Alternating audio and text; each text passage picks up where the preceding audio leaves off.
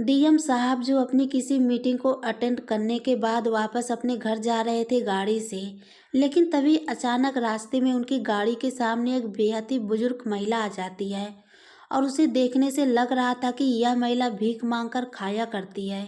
जैसे ही वह गाड़ी के सामने आती है, जो ड्राइवर है वह ब्रेक लगाता है और जो एसपी साहब के साथ गार्ड थे एकदम से गाड़ी से उतरते हैं उस महिला को सामने से हटाने के लिए।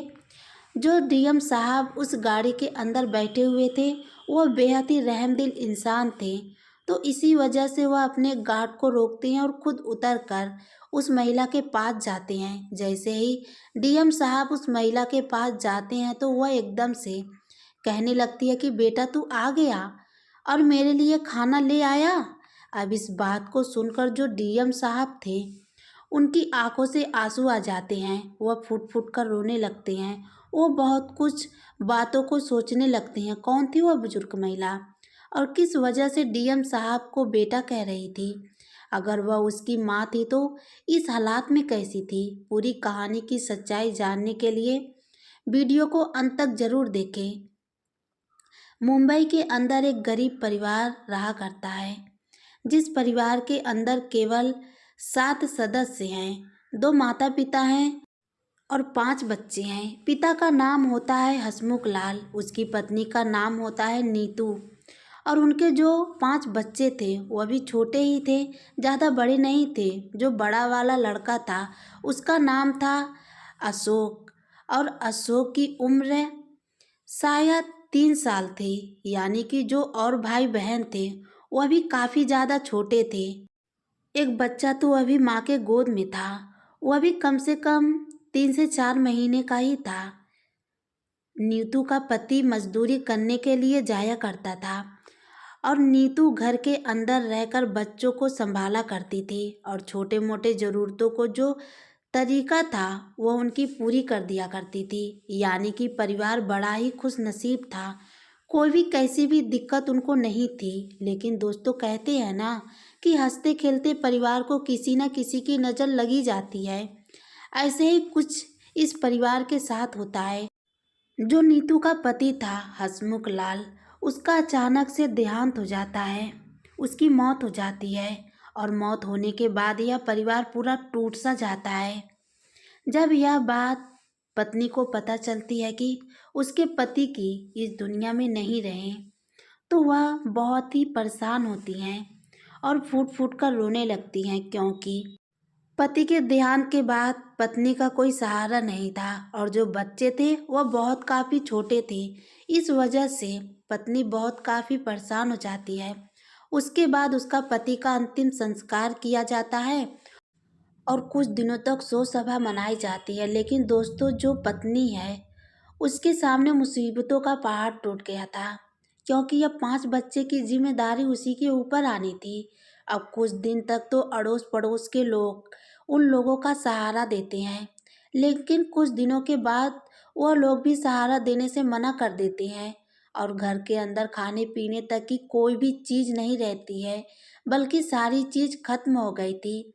इसके बाद पत्नी फैसला करती है कि इस तरह से तो टाइम व्यतीत नहीं होगा बच्चों का पेट पालने के लिए, और उनके लिए मुझे कुछ ना कुछ तो करना ही होगा। इसके बाद जो पत्नी होती है वह दूसरे के घरों में झाड़ू पोछा का काम करने लगती है। लेकिन दोस्तों उसके पास 5 बच्चे थे और एक बच्चा उसे अभी अभी हुआ था, तो इसी वजह से वह ज़्यादा दिन तक इस तरह से अपने परिवार को नहीं संभाल पाती है। 5 बच्चों का खर्चा उसके लिए काफ़ी हो जाता है और उस खर्चे की पूर्ति वह नहीं कर पाती है। धीरे धीरे समय बीतता है, समय के साथ साथ नीतू के परिवार को भूखमरी का सामना करना पड़ता है। अब जैसे ही नीतू अपने बच्चों को भूख से बिलखते हुए देखती है वह फूट फूट कर रोने लगती है कि उसके सामने उसके बच्चे भूख से बिलख रहे हैं, बल्कि खाने के लिए तड़प रहे हैं। वह उनके लिए कुछ नहीं कर पाती है। वो और भी ज़्यादा मेहनत करती है और कोशिश करती है कि किसी तरह से अपने बच्चों का भरण पोषण करे, उनका पेट पाल सके। लेकिन दोस्तों, उसके सामने जो मुसीबत आ रही थी, उनकी वजह से उसके दिमाग पर इन बातों का बहुत गहरा असर पड़ता है। और साथ में भूखमरी की वजह से वह जिस काम पर जाया करती थी, उस काम में भी अच्छी तरह से काम नहीं कर पाती है, क्योंकि उसको बहुत काफ़ी टेंशन था और टेंशन की वजह से वह काम नहीं किया करती थी। वहाँ से भी वह लोग उसे काम से निकाल देते हैं। अब इसके बाद पत्नी सोचने लगती है कि मेरे बच्चे तो भूखे ही मर जाएंगे, अब मुझे क्या करना चाहिए। थोड़ी देर सोचने के बाद वह एक बहुत ही कठिन फैसला लेती है, जिस फैसले को शायद ही कोई माँ इस दुनिया में ले सकती थी। उसने फैसला किया कि वह अपने सभी बच्चों को अनाथ आश्रम में छोड़ देगी और खुद इधर से उधर रहकर अपना जीवन व्यतीत करेगी। इसके बाद नीतू अपने पांचों बच्चों को लेकर एक अनाथ आश्रम पर जाती है और वहां पर अनाथ आश्रम वालों से रिक्वेस्ट करती है और उन्हें अपना पूरी कहानी बताती है और कहती है कि मैं इन पांचों बच्चों को भरण पोषण करने में समझ नहीं हूँ, तो आप लोग इन्हें अपने पास रख लीजिए और यहीं पर इनकी परवरिश कीजिए। कम से कम यहाँ पर खाने के लिए खाना तो मिल जाएगा, मेरे पास रहेंगे तो भूख से ही मर जाएंगे। तो इसी वजह से नीतू अपने पांचों बच्चों को अनाथ आश्रम पर छोड़कर अपने कलेजे पर पत्थर रखकर वहां से चली जाती है। इधर उसके पांचों बच्चे अनाथ आश्रम के अंदर रहने लगते हैं और वहीं पर अपना जीवन व्यतीत करने लगते हैं। धीरे धीरे समय बीतता है। समय के साथ साथ जो बड़ा बच्चा अर्जुन होता है, उसकी पढ़ाई लिखाई का समय आ जाता है और अनाथ आश्रम वाले उनकी पढ़ाई लिखाई को चालू करवा देते हैं। उसके जो छोटे भाई बहन थे, वह काफ़ी ज़्यादा छोटे थे, उनको कुछ लोग के द्वारा गोद लिया गया था। केवल वहाँ पर अर्जुन ही रह गया था, जिसको किसी ने भी गोद नहीं लिया था, क्योंकि उसकी उम्र ज़्यादा हो गई थी। तो जो भी बच्चों को गोद लेने के लिए आया करते, वह कम से कम उम्र वाले बच्चों को ही पसंद किया करते हैं। धीरे धीरे समय बीतता और समय के साथ साथ जो अंश होता है, वह अपनी स्कूल की पढ़ाई कंप्लीट कर लेता है। अंश अनाथ आश्रम में रह कर ही, लेकिन जो अंश होता है वह बार बार देखा करता है जो व्यक्ति वहाँ पर बच्चों को अपॉइंटमेंट कराने के लिए आया करते, उनके पास बड़ी बड़ी कार रहा करती है। अच्छे से वह कपड़े पहना करते और उनको देखने से लगता था कि यह लोग काफ़ी पैसे वाले हैं। और इस बात को देखकर अंश के मन में भी पैसे कमाने का मन किया करता है। वह सोचने लगता है कि अगर मैं यहाँ पर रहा तो कभी भी इतना सारा पैसा नहीं कमा पाऊँगा और मुझे ऐसे ही ज़िंदगी जीनी है। इसके बाद जो अंश होता है, वो 19 साल का होने के बाद अनाथ आश्रम को छोड़ देता है और बाहर निकलकर इस दुनिया में पैसे कमाने की ठान लेता है। पैसे कमाने के लिए वह बाहर काम की तलाश में घूमता है और उसे एक काम भी मिल जाता है। सुबह सुबह उसे न्यूज़पेपर बांटने का काम मिल जाता है और इस काम को करने के बाद उसे कुछ पैसे मिल जाया करते और उन्हीं को कमाकर अंश खुश रहा करता। अंश न्यूज़पेपर बांटा करता और साथ में फैसला करता है कि वह अपनी पढ़ाई लिखाई को भी करेगा, क्योंकि अब तक अंश को यह पता चल गया था कि पढ़ाई लिखाई में बहुत ताकत होती है। अगर पढ़ाई लिखाई करेगा तो ज़िंदगी पल भर में बदल जाती है। इसी वजह से जो अंश होता है वह अपनी पढ़ाई को कंप्लीट करने के लिए एडमिशन ले लेता है और साथ में वह न्यूज़पेपर बांटा करता है और उसी से अपना गुजारा बसर करता है। धीरे धीरे समय बीतता और समय के साथ साथ उसे न्यूज़पेपर बांटने के साथ साथ और भी कई तरह की काम करने पड़ते हैं और उन कामों को करते हुए वह अपनी पढ़ाई पर भी फोकस करता है। ऐसे ही करके उसकी ग्रेजुएशन कंप्लीट हो जाती है। अब ग्रेजुएशन कंप्लीट करने के बाद अंश को पता चल गया था कि अगर मैं आईपीएससी बन जाऊंगा तो मेरी ज़िंदगी अच्छी तरह से व्यतीत होने लगेगी। तो इसी के बाद अंश फैसला करता है कि चाहे कुछ भी हो जाए, उसे चाहे कितनी भी कड़ी मेहनत करनी पड़े, लेकिन वह डीएम अफसर बनकर ही रहेगा। इसके बाद अंश दिन रात मेहनत करने लगता है। वह गाड़ियों को साफ किया करता, जूते पॉलिश किया करता और साथ में अपनी पढ़ाई को भी कंप्लीट करता। उसके बाद भी जब उसे टाइम मिला करता तो वह कुछ बच्चों को ट्यूशन भी पढ़ा दिया करता था और उसी तरह से अपनी पढ़ाई में दिन रात एक करके मेहनत करने लगता। धीरे धीरे समय बीतता गया और समय के साथ साथ उसका एग्ज़ाम आ जाता है। और जैसे ही उस एग्ज़ाम का रिजल्ट आता है तो अंश बड़ा ही खुश होता है, क्योंकि पहली बार में ही उसने अपने एग्ज़ाम को क्लियर कर लिया था। उसके बाद जहाँ पर वह काम किया करता था वहाँ पर सभी लोगों को बताता है तो लोग भी उसकी बहुत ही ज़्यादा बड़ाई करते हैं और कहते हैं कि यह तो बड़ी अच्छी बात है, अगर तूने सारे टेस्ट क्लियर कर लिए तो उसके बाद तू एक डीएम अफसर ज़रूर बन जाएगा। इसके बाद समय बीतता, समय के साथ साथ उसका दूसरा टेस्ट भी क्लियर हो जाता है। इसी तरीके से उसका हर एक एग्ज़ाम कंप्लीट होता जाता है। उसके बाद रह गया था इंटरव्यू। इंटरव्यू के लिए अंश तैयार होकर इंटरव्यू हॉल में पहुंच जाता है और वहां पर इंटरव्यू के सामने बैठ जाता है। वहां पर जाने के बाद इंटरव्यू लेने वाले होते हैं, वह अंश की हालात को देखकर उसके बारे में उससे पूछने लगती हैं। वह पूछते हैं कि तुम्हारे कपड़ों को देखकर लग रहा है कि तुम बहुत ही ज़्यादा मुसीबतों से गुजर कर आए हो। इसके बाद अंश इंटरव्यू को अपनी पूरी कहानी बताता है। वह बताता है कि किस तरह से अनाथ आश्रम से निकलकर और उसके बाद वह वहाँ तक पहुँचा है। इंटरव्यूअर जब उसकी पूरी कहानी सुनता है कि उसकी माँ उसे अनाथ आश्रम में छोड़ गई थी क्योंकि वह उनका पेट नहीं पाल सकती थी और उसके बावजूद भी यह लड़का यहाँ तक पहुँचा है, तो इंटरव्यूअर यह बात सुनकर काफ़ी ज़्यादा हैरान हो जाता है, क्योंकि कुछ बच्चों को सभी तरह की सुविधाएं दी जाती है लेकिन फिर भी वह लोग यहाँ तक नहीं पहुँच पाते। और एक अंश है जो अनाथ आश्रम से उठकर यहाँ तक पहुँच गया है। वह अंश को प्रेरित करते हैं और उसके बाद अपने सवालों को पूछने लगते हैं। थोड़ी देर तक इंटरव्यू चलता है। इंटरव्यू होने के बाद अंश को वहाँ से भेज दिया जाता है। अंश वापस अपने काम धंधे में लग जाता है और काम को करता रहता है।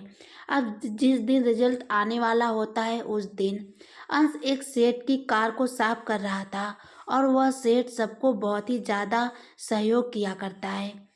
कभी उसे पैसों की कमी भी हुआ करती थी तो वह अपने पास से दे दिया करते थे।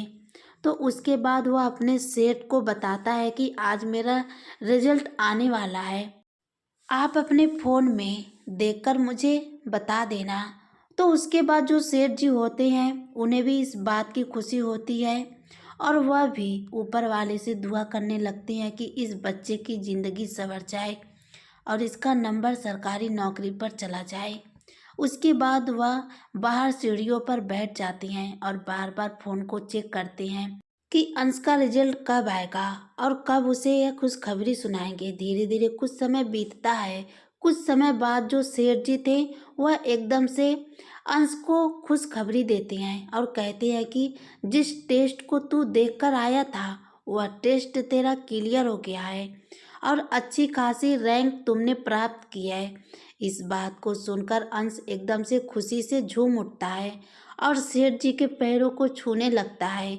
लेकिन तभी जो सेठ जी होते हैं उसे उठाते हैं और अपने गले से लगाते हैं और कहते हैं कि अरे भाई, अब तो तुम बड़े अफसर बन गए हो, अब तुम हमारे पैर मत छुओ, मेरे सीने से लगो और आज से हम ही तुमको सैल्यूट मारा करेंगे।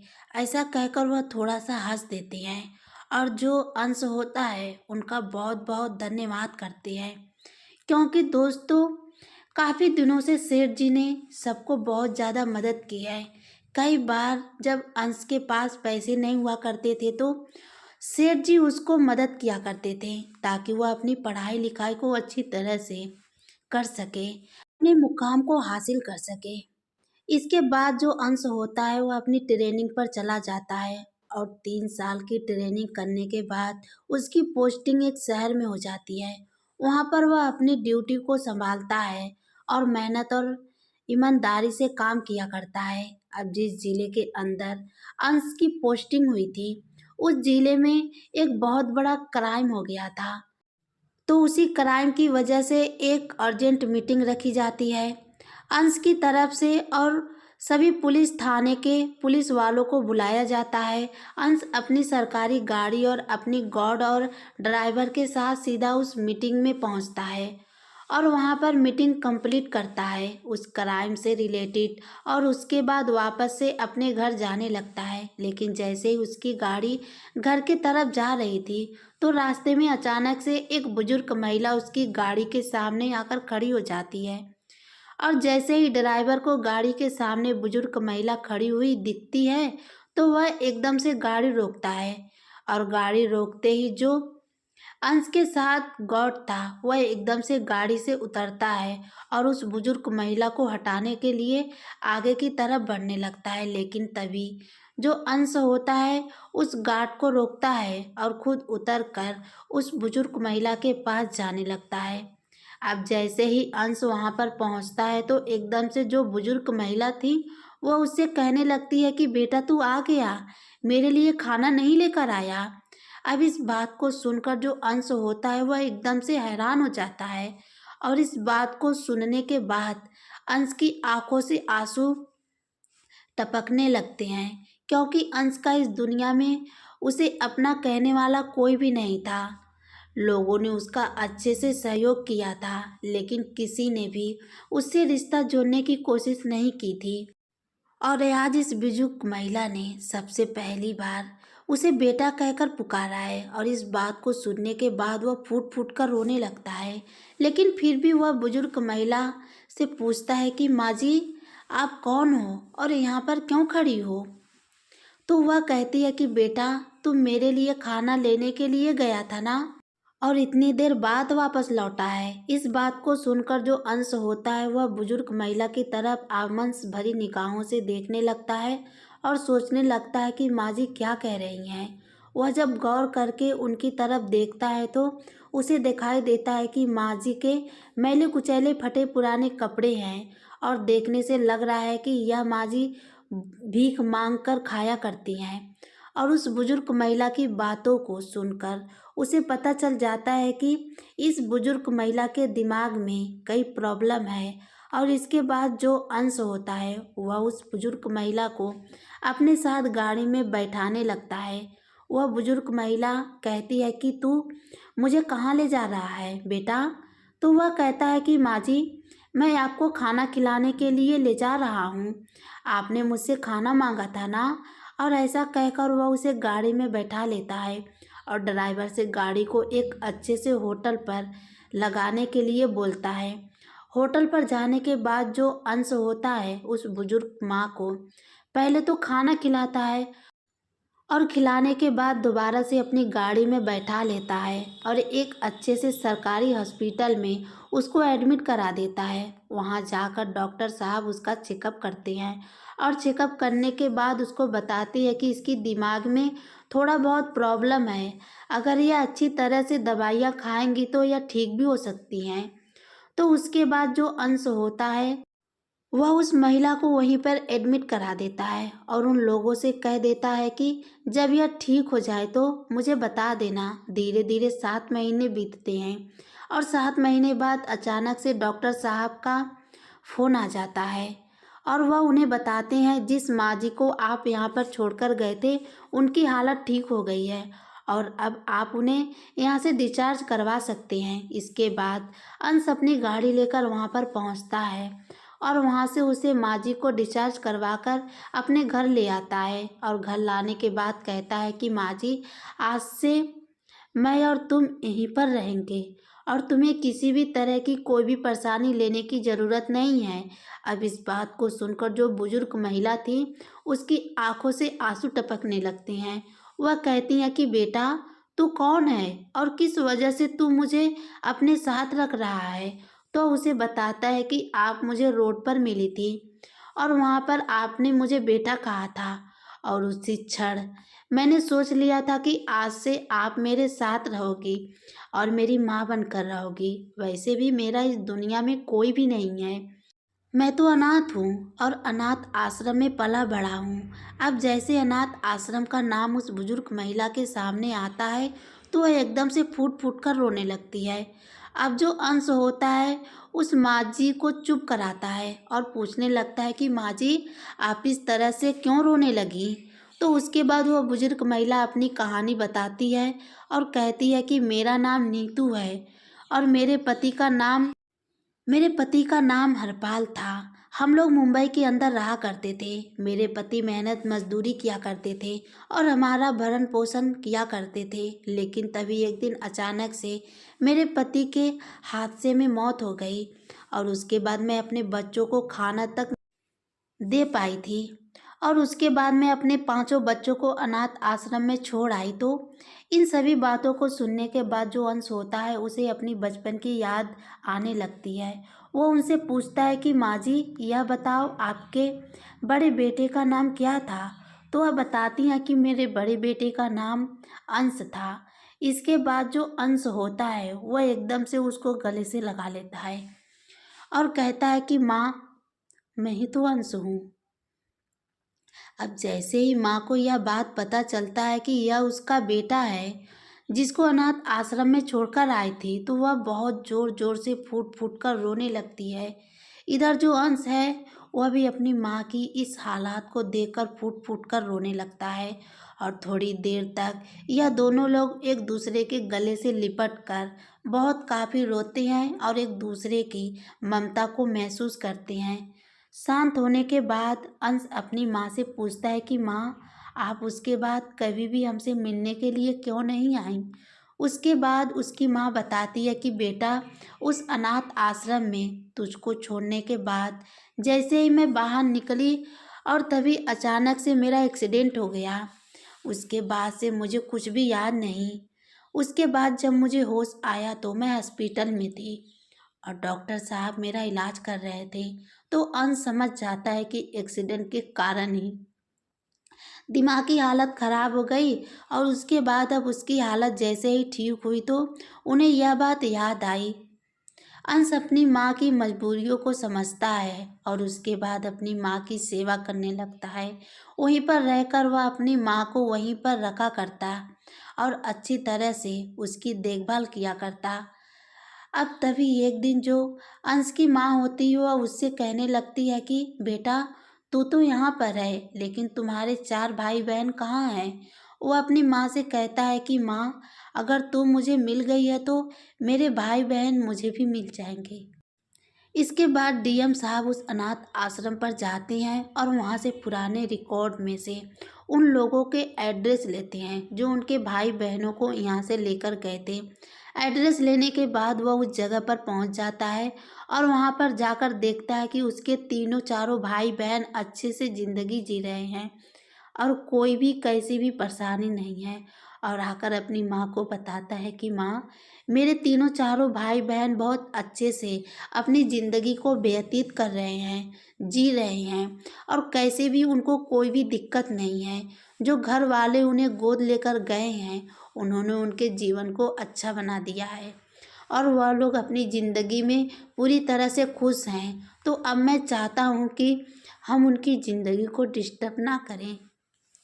वह अच्छे से अपनी ज़िंदगी जी रहे हैं और मैं और तुम यहाँ पर एक साथ रहेंगे।